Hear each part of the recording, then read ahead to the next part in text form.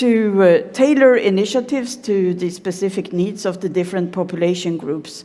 That includes young cancer patients, survivors, their families, but also the carers. The preparatory workshops ahead of this conference has brought together some 70 young cancer patients and survivors, a few parents, and also some caregivers from all over Europe and also beyond. The aim has been to discuss aspects related to the life after cancer, inequalities, the role of caregivers, and the support expected from research and innovation. And this was the first time that such an engagement activity has been put in place by the Mission on Cancer. And the results has really been exceptional. It has really exceeded our expectations. And we are so happy that all those who have participated has really engaged in open and enriching discussions, sharing eagerness to their stories, struggles, and needs. And many interesting ideas has really been put forward. And many of those ideas will also be presented throughout today. And these ideas will really help us to shape the future mission and also the Europe's Beating Cancer Plan. And the whole aim is, of course, to improve the quality of young cancer survivors. So I would personally like to thank all of you who are contributing to this journey. It is really important for all of us, and I'm very much looking forward to the discussions that we will have throughout the day. Thank you. Thank you very much, Irena. Now, throughout the day, you're going to see that it's a very strong theme on listening to the voice of young cancer survivors. So we're now going to have a short panel to hear some of their experiences. So could I invite to come and join me, Carolina Georgianapopoulou, Francesca Stella, Konstantinos Papageorgopoulos, and Aoife Mogan. Please come and join me here on stage.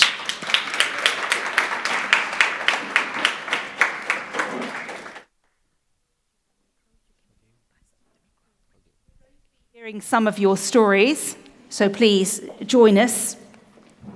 Thank you. And there's also a seat next to me if anyone needs to do that. Yes. Whoops. Thank you. Great. Wonderful. So we've heard that there were a number of different workshops, and what I want to do is find out from you what the experience was like. First of all, meeting others from across Europe and sharing, and what it feels like to introduce into policy. So let me start. Konstantinos, I'd like to start with you. What were your expectations coming into this process? You get a phone call or a message that says, the Commission would like to bring some people together, some young cancer survivors. What was your expectation? So, first of all, my expectation was that finally someone could hear me, because as young cancer survivors, we are not many, and the thing is that we are not often invited in conferences, and we're not heard, and our needs are not known to other people. So that was a really big part of the conference and the expectations I had from it. And the second is that I also want to improve even slightly the experience for future young cancer survivors and people who will be diagnosed in the future. So it will be easier for them to go through the stages of the therapy and rehabilitation. And that's a really big part, and it's really important for me, and it's really motivating. Thank you, Konstantinos. Let me pass the microphone, and I'll ask Francesca if you could respond to that. I mean, we've heard from Konstantinos that it was about being heard and then hoping that what he contributes improves the quality of life for the next generation of young cancer survivors. Yeah, absolutely. And for you? So first of all, I'm always speak. I speak to people. I speak to myself, in the mirror. But even though today it's so hard because it's so important, it's so meaningful. I mean, to me, to my new friends, and to the future generation, because it's the first time, from my experience, that we're heard, we're listened. So it's very important to get this chance. And my expectation is to bring the attention of the authorities and to the people in general to life after cancer, if we can really speak about life after cancer. Because sometimes, it's visible for the people in society while you are in treatment, but it gets sometimes invisible once you're not in treatment anymore. And people cannot understand, in daily life in society, that you may look great, but it's hard, you're struggling, you had a lot of side effects, your life had a huge impact because of cancer.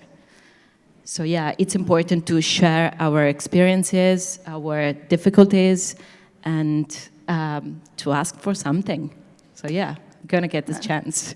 Thank you, Francesca. And you mentioned that, sometimes it's not easy for people to see and understand that you're struggling. And I know one of the themes that's going to come through in a lot of our conversations later is the mental health impact and the late effects, the sort of 5, 10, 15 years later, that it leaves a trace, it leaves a scar that also needs to be addressed.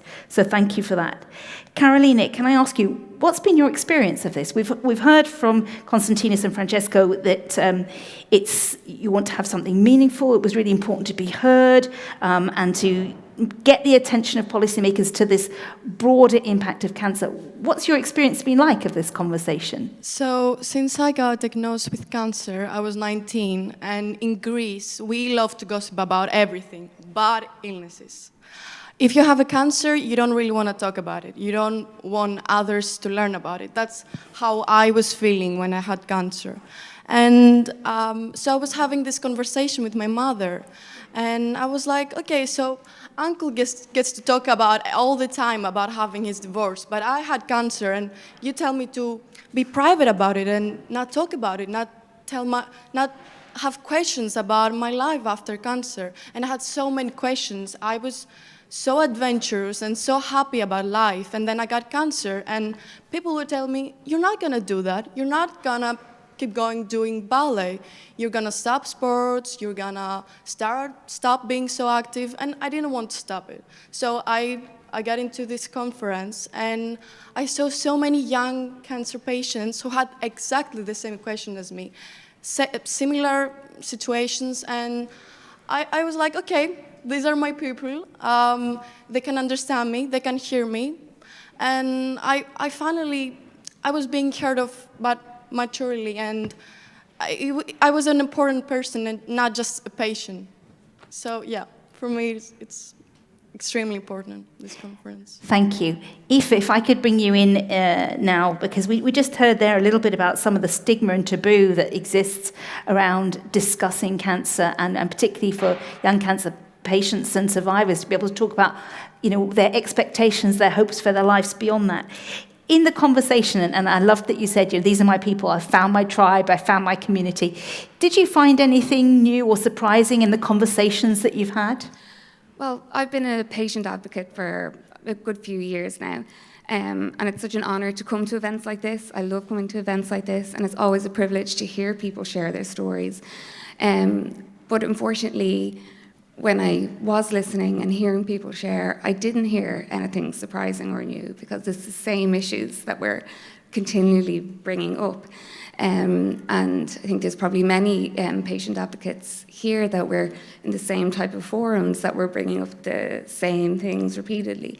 So what would excite me and I find really surprising and new is that when we bring up these things, it's the action that goes along with these things that we're bringing up.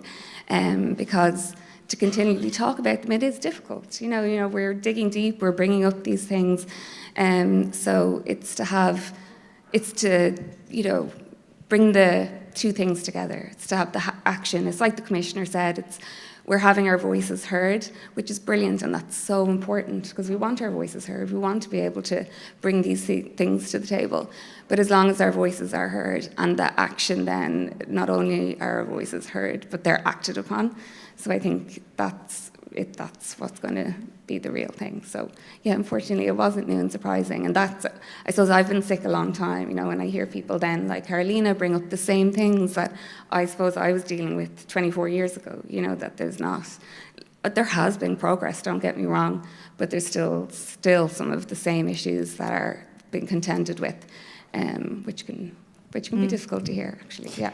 Thank you. Francesca, I mean, we just heard from Aoife that it was disappointing that she didn't hear anything new and surprising, because there was a remarkable consistency around the experience of patients' lives.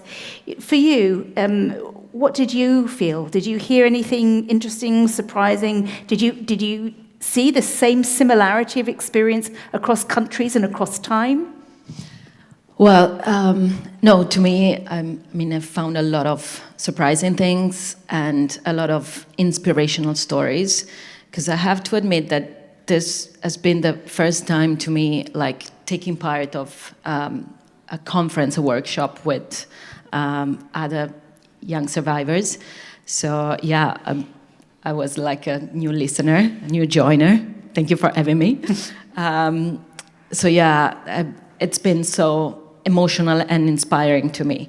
But the main surprise to me was the fact that it's not only anymore about beating cancer today, but we can also think about having a good quality of life, a better life. Because now, you know, I'm the one who always look confident and fit and good. So it's so hard to me to understand the people that even though I look great, it's hard. So there are a lot of inequalities in our daily life at work, because I was not a child when I had cancer, so I was a young adult, and I was working already, so it was pretty hard to pretend not having. I mean, I decided to pretend that my life was keeping normal. But yeah, even now, I had to do the same thing and the same life of everyone. It's hard to get the mortgage from the bank if I want to buy an apartment. It's hard to let the other people, the normal people, to understand that your life, it's not exactly the same. Even like physically, I had breast cancer and BRCA1 mutation. So you cannot really see that I have something like different. Well, in summer, yes, you can see. Yes. I can do topless, I admit. But so it's a matter to me about raising the awareness, to let people understand that we're normal people anyway. We just need a different kind of attention. For instance, one of the main topic to me now is about fertility, because I'm 34. So I'm single, and due to my doctor said, yes, if you want to learn about your possibilities and everything, you can go to some fertility center. So I went there, and their reaction have been, are you and your husband looking for, are you trying to have kids? And I was like, can you see my husband? Okay, introduce him to me, because I don't know. So I was like, no. So thank you for sharing that, yes, you found your people, you found your connections, but it's still a challenge, and it still, takes a real effort, and you have to dig deep to be able to do it. Carolina, what would you like to sort of share as what you learned from this process of initially meeting people online and then coming together and hearing people's experience from across Europe? I think that I met this girl from Romania, and she told a story about how she found out that she had cancer, and it was extremely it was so similar to mine, because in Greece, as I said before, we don't talk about these things, and it's very difficult to deal with your mental health, because mental health is very important for cancer patients. And I saw that so many young people had problems with their mental health, and they wanted to talk about it, and they wanted to get treated after cancer, and that is an important step. And cancer doesn't stop at your treatment. I think it's the beginning, and when you finish cancer, it's a whole new story. It's a whole new path. And for me, well, I tried to do it on my own, and that's what I'm doing right now, because my parents couldn't really support me. But yeah, this conference and the people said some things about the same things that I had in my mind, that when you get over with cancer, it's not just about that. You have to talk about it, you have to do sports, you have to find a new life, to navigate through everything. And I think that for me it was really moving, I don't know. And hearing about all these other kids talking about their stories and how they're here today, and they're talking about fertility and about side effects. And sometimes we these things get overshadowed, because as long as you're not dead, they don't really want to talk about all the other things. So, yeah. Thank you, Karin. Let me take this and bring Konstantinos in at this point. We heard, I think it was Ida who said it so clearly, that how isolating it can be. And she spoke about the third time of getting cancer and during the pandemic, just how isolating that is. And you've mentioned some of the challenges of being alone, and yet coming together and finding a community whose experience is so similar. Konstantinos, what can you tell us about what your experience was, what you learned from the conversations that you've had? So I want to begin with my experience first. I was diagnosed with leukemia 3.5 years ago. And at that point, the first thing that I felt was that I got betrayed by my own body. Because I was at an age, and I still am, I want to go on with my life. I have dreams that I want to fulfill. But when you get cancer, your body just stops working, and you have to pause everything, fix it, and then try to restart everything from the beginning. So one of the first things that I had to go through was trusting my body again, because unfortunately, cancer is a genetic disease, and you carry the thing that it's trying to kill you. So you have to fight with your own body.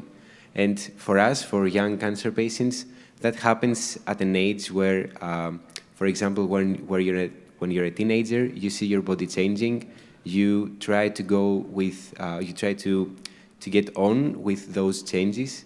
And on top of it, also cancer comes and makes everything even harder. So that is also a very special point on young cancer survivors' experience. So another difficult part for me was the isolation that you mentioned, because as a leukemia patient, I had treatment that would drop my blood counts a lot, and I had to stay in hospital for 26 days for each chemotherapy cycle. So I couldn't really go out with my friends or go on with the things that I enjoyed to do before I got diagnosed. And that was also a really hard part for me, because I really enjoy doing sports. And with those blood counts and the treatment that I had to stop it for about 1.5 years. The third thing that was difficult in my situation was, and I also have heard that from a lot of people, was the rehabilitation. Because when you spend a lot of time in the hospital, you get used to living in the hospital. And that was the case for me, because I was, from on 2019, from June to December, I was mostly in hospital rather than in my home. So after that, I had to find a way to go back to my everyday life, to get used to being with people again. And a lot of people have mentioned that it was really hard for them to restart everything, because at that point, it's when you have to learn to live with cancer. Because yes, the tumor or the cancer cells are gone, but the side effects of the therapy and the diagnosis will be carried for the rest of your life. And that is also an extremely hard point where you have to admit that you have to live with it, and you have to gather your pieces and carry on. And yes, I think that's what I had from my experience. And now I just want to live my life. I live every day to the fullest, and I think that's what all of us do here. Thank you, Konstantinos. And I'm going to pass the microphone to Aoife to a last message. Well, it's been a really wonderful opportunity for the rest of us to hear some of your direct experiences. But what do you hope people take away from this conference, particularly the people watching who haven't been part of the conversation so far, who are tuning in? What do you hope they keep? Particularly because we heard that during this panel, one of the things that you wanted to do was to draw the attention of policymakers, and you said, look, it's been 24 years and we haven't had the action we need. Yeah. What's the take-home message you want people to have from this? I think people are going to every individual will probably take something like personal, but I think overall, I think just how vast and how all-encompassing the unmet needs are, because they infiltrate every part of this population, from diagnosis to follow-up, and to address those unmet needs, because they're so important to have them looked upon, and in order to help us achieve our goals, our dreams. Xavier and a girl from Portugal that unfortunately I do not remember her name. And Bruna, okay. And each of us represents one of the 4 main pillars of that project, which is sports and outdoor activity, balanced nutrition, physical and mental well-being, and sustainability and nature. And those 4 pillars, we believe that every young cancer survivor should follow them to live a fully and healthy life. Excellent, thank you very much. Can we say a warm thank you to our panel of cancer survivors? And if you'd like to leave the stage so that people can watch the video, immediately when the video finishes, we'll go to a break, and we're going to start again at 11 o'clock. So after the video, you need to hasten and get yourselves a coffee. And for those of you watching online, we'll have a break until 11 o'clock. But let's watch the video.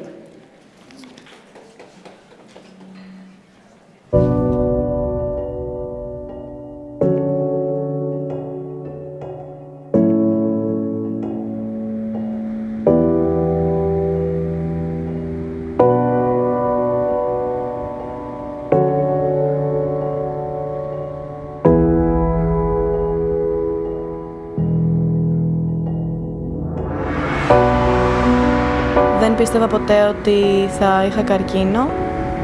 Για μένα, μετά το καρκίνο, άλλαξαν πάρα πολλές συνήθειες που είχαν.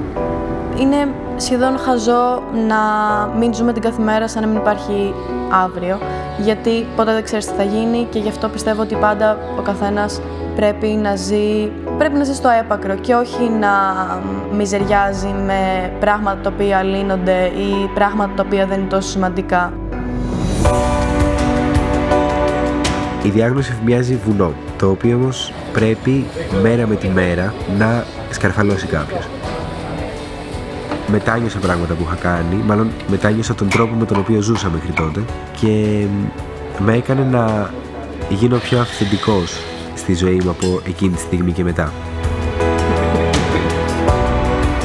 Eu aprendi a ter mais calma, não ser tão ansiosa, as coisas no fim hão de correr bem, levar o dia um bocadinho mais de cada vez, nem tudo é assim tão urgente e tão importante e tão decisivo. Ahora, con perspectiva y después de todos estos años, sí lo veo como una oportunidad para cambiar mi futuro, porque a partir de ahí tomé otras decisiones y bueno, hice otras cosas diferentes a las que seguramente no hubiera hecho de no haber sido diagnosticado de cáncer. Sobre todo lo que he aprendido es que hay que aprovechar la vida y, como decimos en España, a vivir, que son 2 días.